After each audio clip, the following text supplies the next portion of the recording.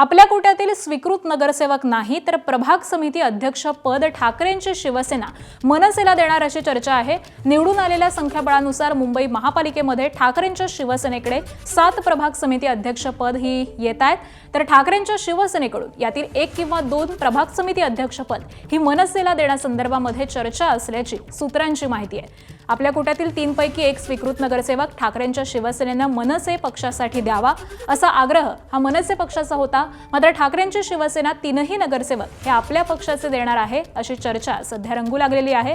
त्यामुळे मनसे यावरती संमती दर्शवते का हे देखील पाहणं अत्यंत महत्त्वाचं ठरणार आहे।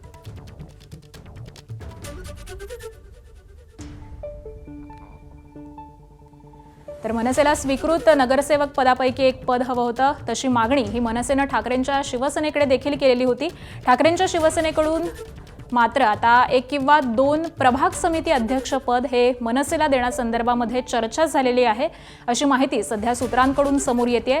निवडून आलेल्या संख्याबळानुसार मुंबईमध्ये महापालिकेत ठाकरेंच्या शिवसेनेकडे 7 प्रभाग समिती अध्यक्ष पद आहेत।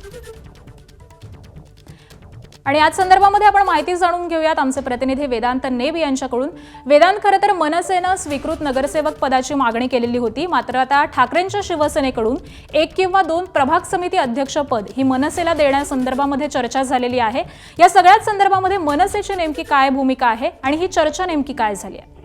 ज्या प्रकारे आपण बघितलं, ठाकरेंच्या शिवसेनेचं संख्याबळ मुंबई महापालिकेत 65 आहे आणि या 65 संख्याबळामध्ये साधारणपणे 7 प्रभाग समिती अध्यक्ष पद हे ठाकरेंच्या शिवसेनेच्या कोट्यात येतात आणि याच कोट्यातील 1 किंवा 2 प्रभाग समिती अध्यक्ष पद हे मनसेला मिळावं अशी भूमिका बैठकांमध्ये 2 पक्षाच्या मांडण्यात आलेली आहे। खरं तर स्वीकृत नगरसेवकांच्या कोट्यांमधील 3 पैकी 1 स्वीकृत नगरसेवक मनसेला हवा होता, मात्र जी माहिती मिळते त्यामध्ये ठाकरेंच्या शिवसेनेने 3ही स्वीकृत नगरसेवक देण्याचा निर्णय घेतलेला आहे। त्यामुळे स्वीकृत नगरसेवक नाही तर प्रभाग समिती अध्यक्ष पद देण्यासंदर्भात ठाकरेंची शिवसेना विचार करते।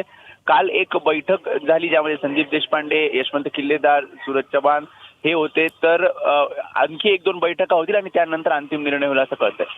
बरं, अगदी, त्यामुळे अंतिम निर्णय नेमका काय घेतला जातो हे पाहणं महत्त्वाचं असेल। धन्यवाद वेदांत या सविस्तर माहितीसाठी।